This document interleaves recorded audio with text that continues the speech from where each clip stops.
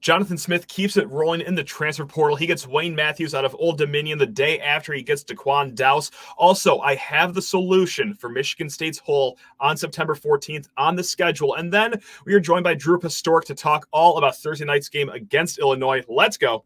You are Locked On Spartans, your daily podcast on the Michigan State Spartans, part of the Locked On Podcast Network, your team every day.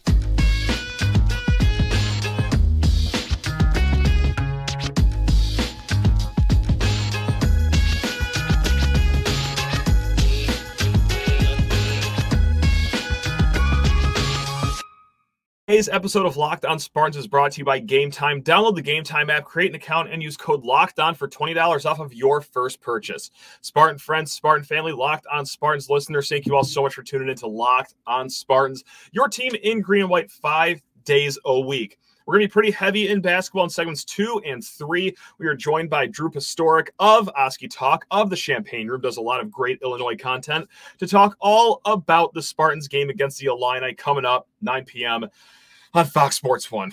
Oh boy, that should be a fun one. But for segment 1, we are all about football. But before we get into that, really quick, please rate, review, subscribe, hit that 5-star button, and comment below. Reach out, lockedonspartans@gmail.com. And enough about that boring housekeeping. Let's get into the mix here, because another great day for Jonathan Smith, for Joe Rossi in the transfer portal. Yesterday, run-stopping defensive tackle Daquan Dowse from Georgia Tech. He commits to Michigan State out of the transfer portal. And today, less than a week, I believe, after visiting campus, they get Wayne Matthews out of Old Dominion. So that's right, folks. The Messiah DeWeaver trade has been completed finally. Wayne Matthews, 6'2", 225-pound, 3-year linebacker out of Old Dominion. So he comes with experience as well as some massive stats. 135 total tackles last year. That is 11th best in the nation. And oddly enough, not even the best on his team, though, last year. Jason Henderson of Old Dominion, he had 170 tackles, so very busy bunch for the Monarchs over there, those two. And this is a tidbit that you may or may not even care about, but while I was looking all this up, former Michigan State Spartan Chase Klein, if we remember him, number 3 in the nation last year with 143 tackles. But enough about the linebackers that were never Spartans or are no longer Spartans. We're here to talk about Wayne Matthews, and this is a solid pickup. We've talked about depth up and down this offseason, or really any other offseason there's ever been some transfer portal news, because that's what the transfer portal, by and large, is all about. It is hard to find instant impact day one starters. Yes, we all remember Kenneth Walker. That was fun. That is far and few between of what you actually find in the transfer portal, but this is another piece that could be a little more than just depth. Now, Pro Football Focus, PFF, really just the ball knowers of the world. They graded Wayne Matthews as an 83.2. That would be good for Old Dominion's second highest rated defensive player of last year.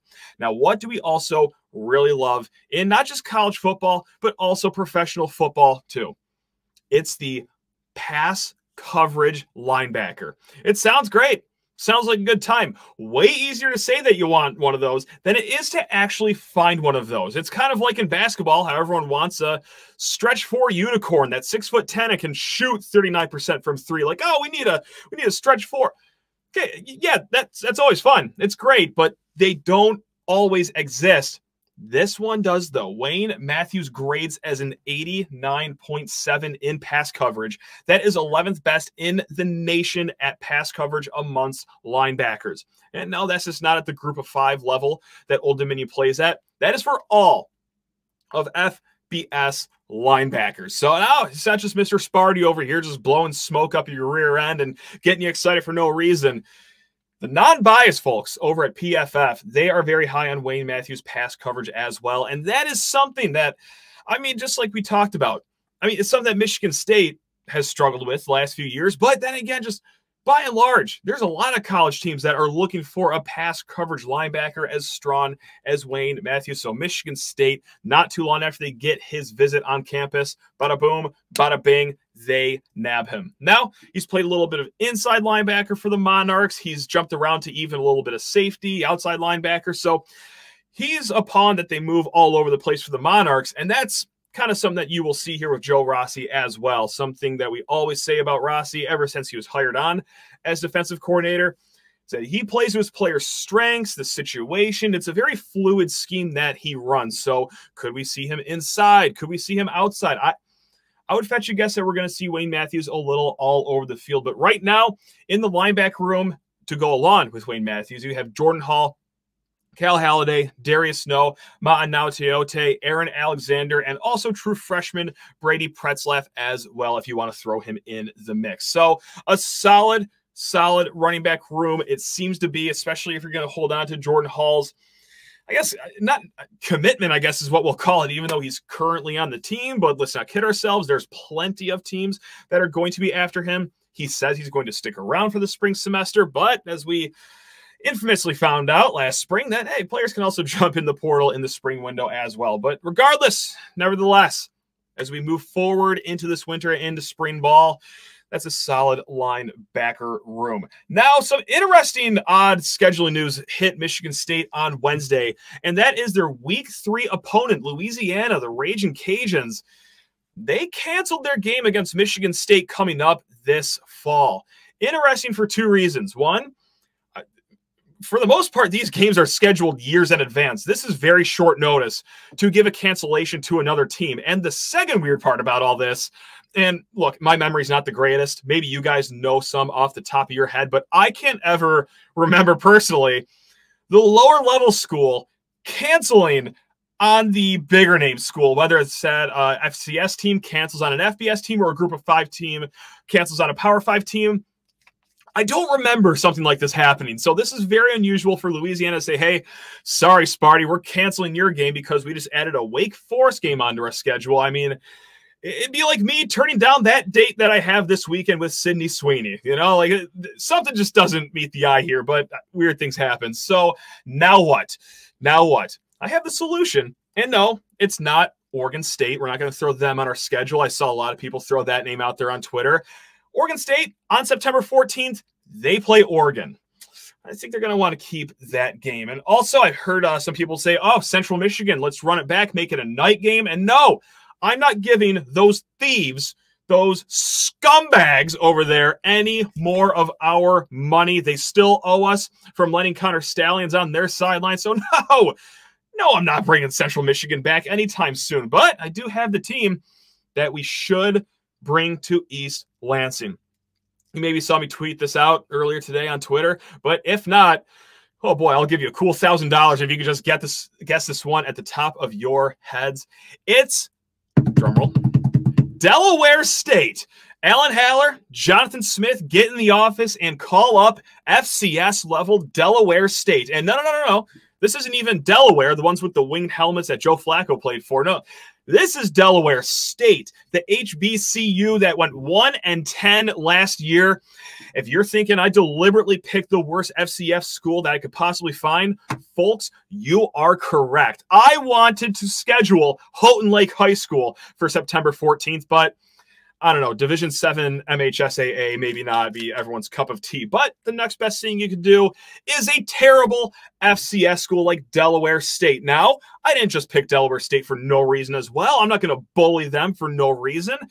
They don't have a schedule next year yet. There is no schedule put in place for Delaware State. I looked at a few other atrocious FCS schools, and they already have their schedule. Now, sure, Michigan State can throw money to have them cancel the games, yada, yada, yada. But to make this very clean, Delaware State, give them a call. They have no schedule right now. And also, they are clinging on kind of, sort of, to dear life of survival as a football program. I just said it, 1-10. That's not that great. But also, the resources are lacking. Former players have sent out pleas for support of this program. So this is killing two birds with one stone. We're both coming out of this okay. Michigan State and Delaware State. They haven't collected a Power 5 check since 2017. That's the last time a Power 5 school paid for them to come face them. That was West Virginia, which, by the way, the Mountaineers won that game 59-16. So, hey, Delaware State, we'll scratch you. $1.1 million to come up here on September 14th, get your teeth kicked in. But you know what? That money means a lot to a program like Delaware State. Now, what are the benefits for Michigan State? It's very easy. You could win that game 84-0 and have Alessio Miljovic take the final snaps of the game. It is an easy win, and you can have one FCS win on your schedule that counts towards bowl eligibility. Let's rewind the clock a few years when we played Washington. Great. That was awesome, and we were one game away from bowl eligibility. Now, that year, we also played an FCS school, I believe, in Youngstown State, unless I'm getting the years mixed up. But regardless, probably could have scheduled like an Eastern Michigan instead of a Washington. I want an easy schedule. Am I a coward? Am I running away from the grind?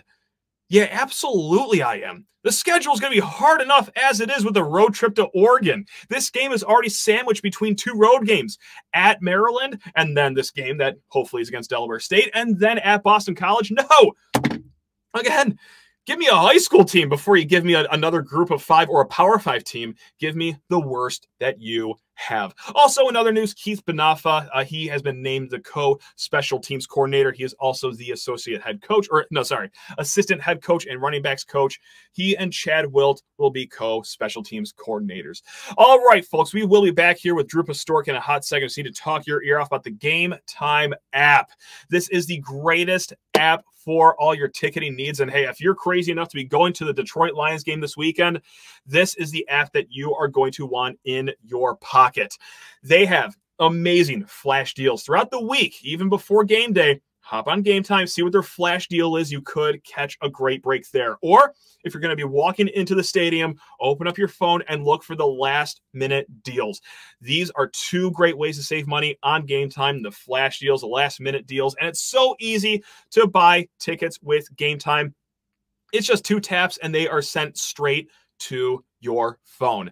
You will not believe how easy it is, and you will also enjoy saving a little bit of money because when you download Gametime, create an account, and use code LOCKEDON, you're going to get $20 off of your first purchase.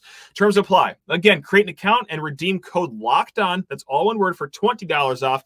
Download Gametime today. Last-minute tickets, lowest prices guaranteed. We are now joined by friend of the program. That's right, making his return. It is Drew Pastorek of Oskee Talk of the Champagne Room. And Drew, how on earth is life treating you down there in Illinois?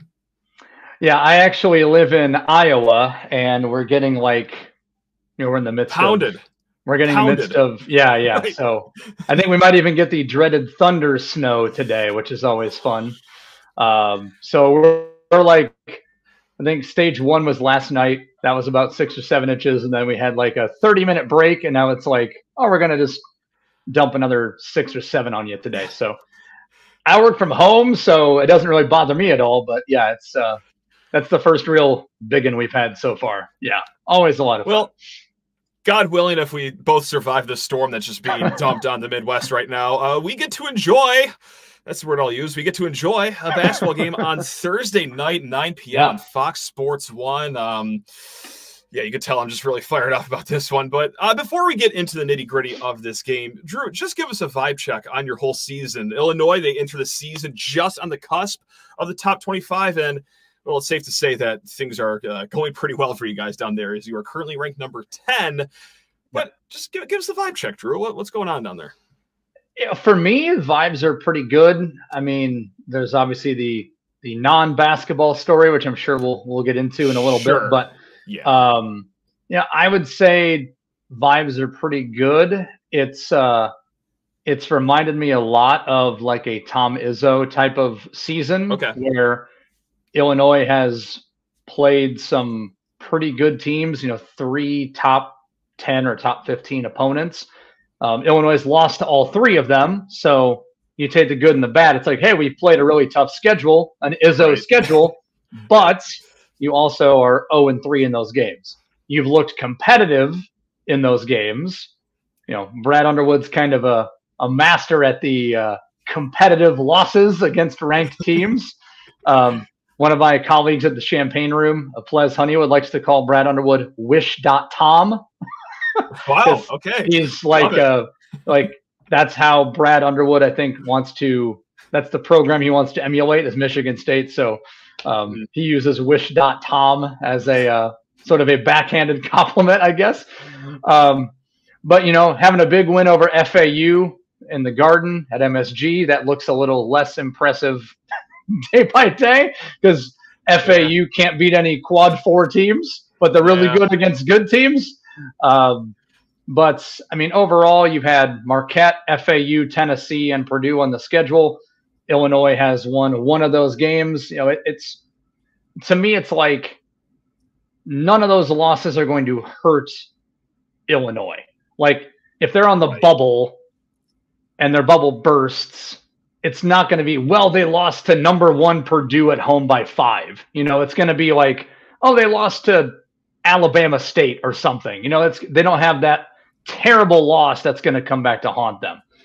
They were in position to win all 4 of those games. You know, FAU, certainly they won that game, but those 3 that they've lost, Purdue, Tennessee, Marquette, they've been in position to win all of those games and just fell a little bit short. So overall, I think most of us like the composition of this team with or without Terrance Shannon Jr., which we'll get to.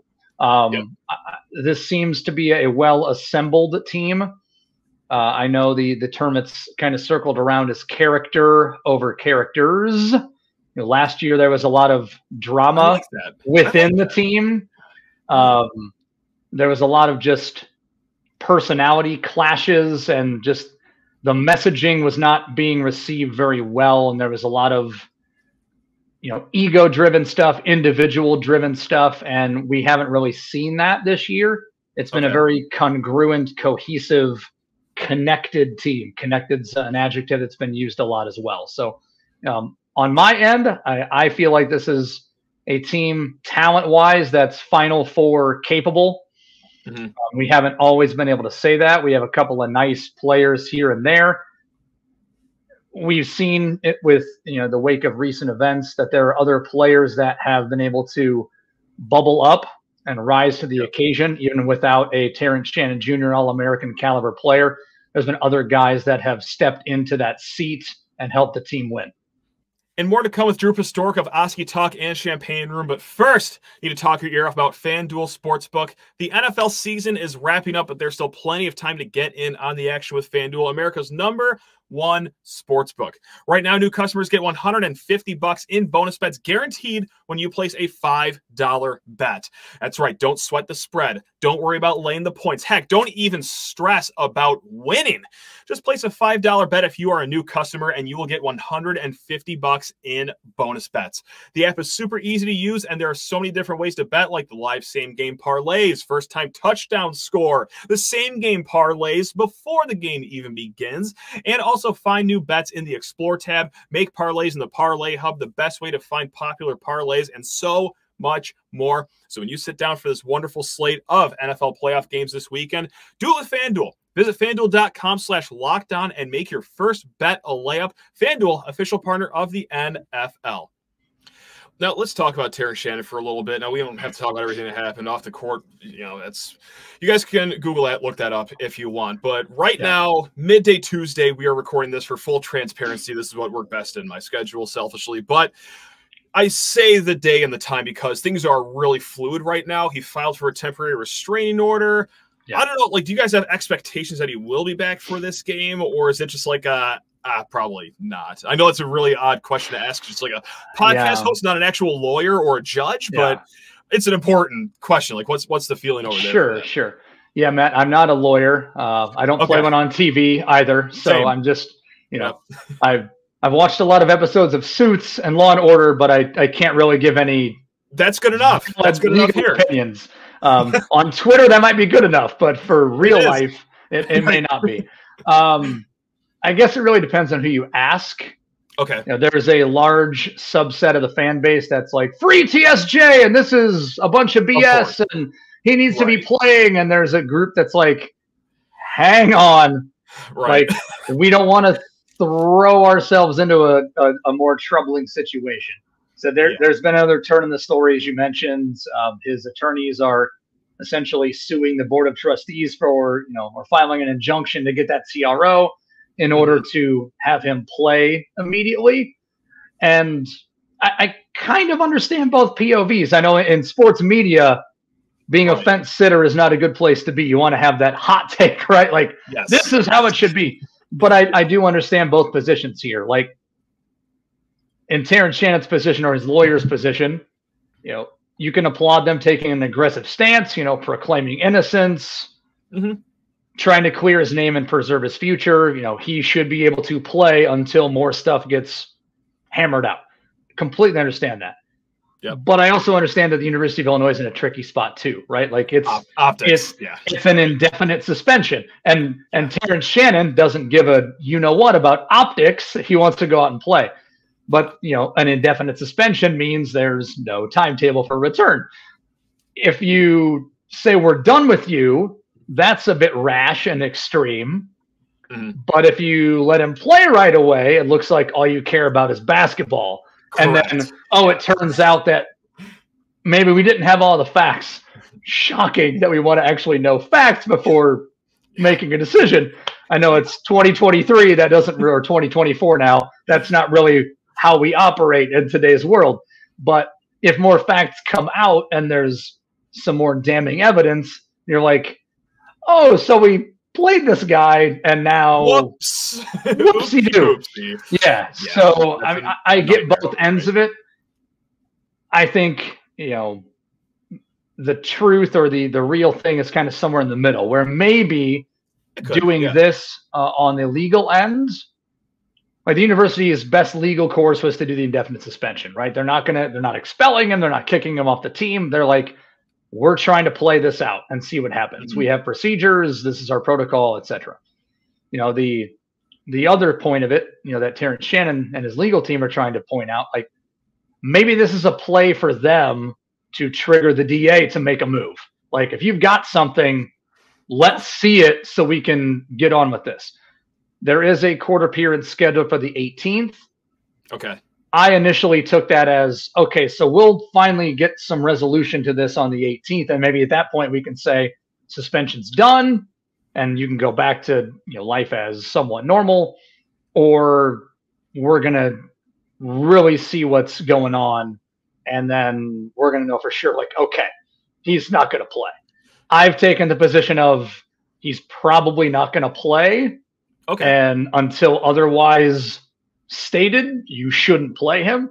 But there's been a lot of documents that have come about the last couple of days that it's like, this is a pretty vivid account of what the accuser said happened, but then there's also nothing that like really corroborates it. So it's in that weird thing of like, of course, as a fan, you want your best player to play, right? He gives you the best chance to win, and this looked like a team that was geared up for a nice March run.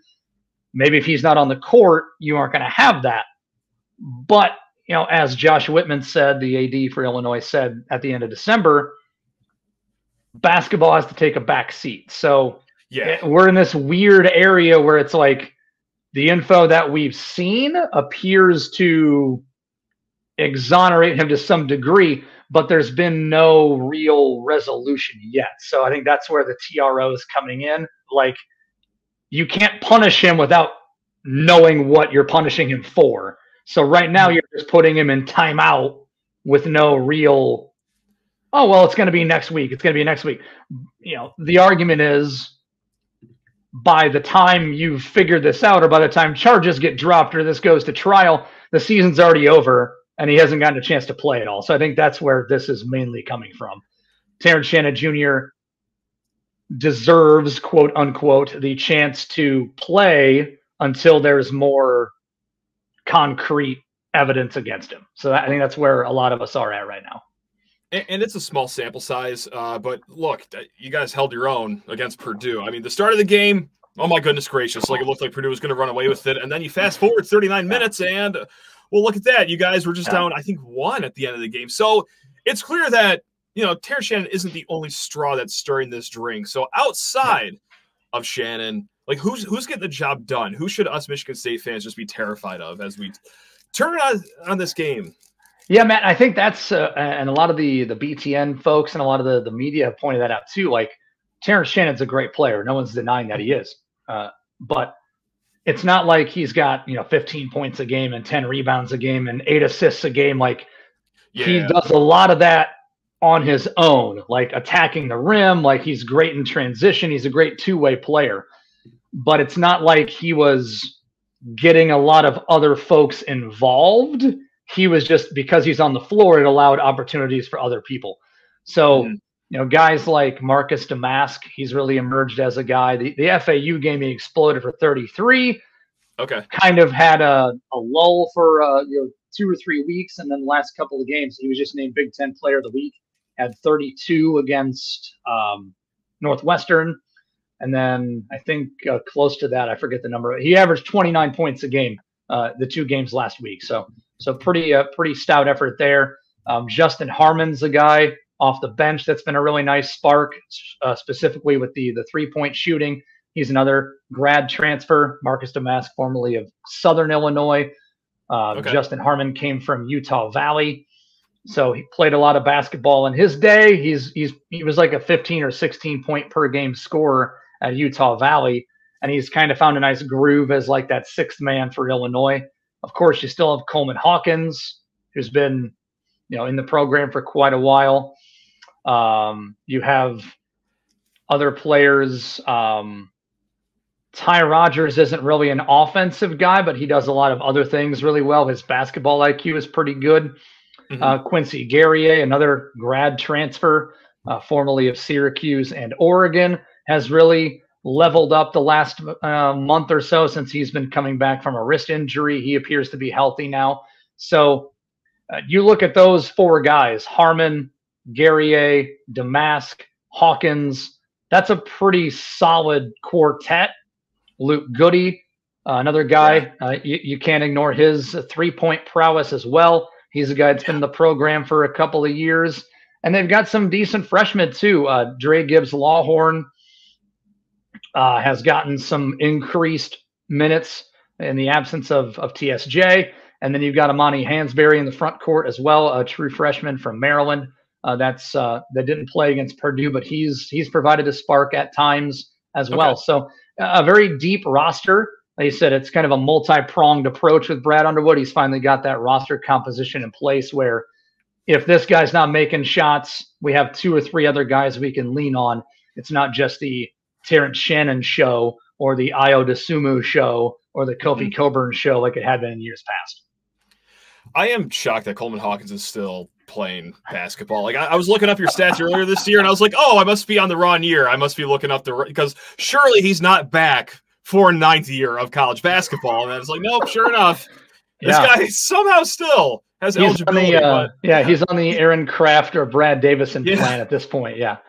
No, he totally is. But I'm sure that's how other fans feel about like Malik Hall, a guy that's been here for like 5 years, like on our team, but whatever.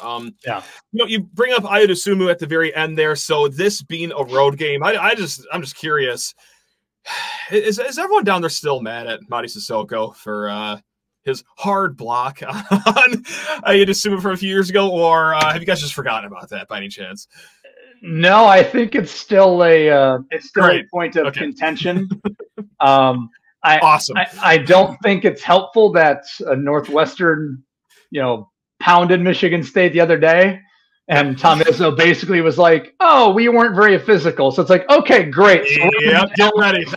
Shoulders and butts and all of that. It's like that's just what we need with our best player out of action temporarily. At least that's what it seems at the moment. It's like, great. So whoever's going up against Mady Sissoko, just, protect your neck, basically. Get ready. That's right. Yeah. Carson Cooper, he's going to have brass knuckles on for this game. It's going to be great. We're going to give AJ Hogard a knife. It's going to be a good one. It's going to be a good one. Likes the Pizza Hut parking lot brawl, though. So maybe this is a good time to have that. Just had to clear the air on that because, God, that feels like, doesn't that feel like that moment happened 6 years ago? It's clear that I just have no concept of time. Like, time just means nothing to me. But, yeah, I was just wondering the Illinois fan perspective of that, and I'm sure it's not something we've forgotten. No, not at all. Not at all. I don't blame you guys. I wouldn't have forgotten about it either. So there you have it. Drew, this has been a hoot and a half. One of us is thoroughly going to enjoy Thursday night, and I've got a feeling it's going to be you. That's my I think confidence. that it's in Champaign. I think it's going to help that it's a home game. Crowd's going to be absolutely jacked. You know, as I said on Oskee Talk, you know, Michigan State's one of those teams, even in those years where they've been a little bit down. I know they haven't been as elite as they have been in years past. It's still a team you got to go through. You know, it's still a team that's, you know, they're never going to be picked, you know, 10th in the Big Ten, right? They're always going to be a team you've got to maneuver around if you want to consider yourself a top tier team. Illinois has had better success against the Spartans lately, but certainly never a game you're going to take lightly or assume a win. I think it's going to help that it's at home, but again, you never really know for sure. I definitely like that Illinois started 2-0 in the Big Ten, and they've looked impressive. You know, even that, aside from the first 5 or 6 minutes against Purdue, they look like they're a team that's one of the favorites in the Big Ten. So we'll see. This is going to be one of those, I think, bruiser kind of games that we were talking about a little bit earlier. That's right. I'm expecting some physicality. I'm expecting maybe not the I'm not expecting a 96-point game like Illinois had against Northwestern. Maybe not even a 78-point game like we saw against Purdue. I think it's probably going to be a 65 to 70-point game.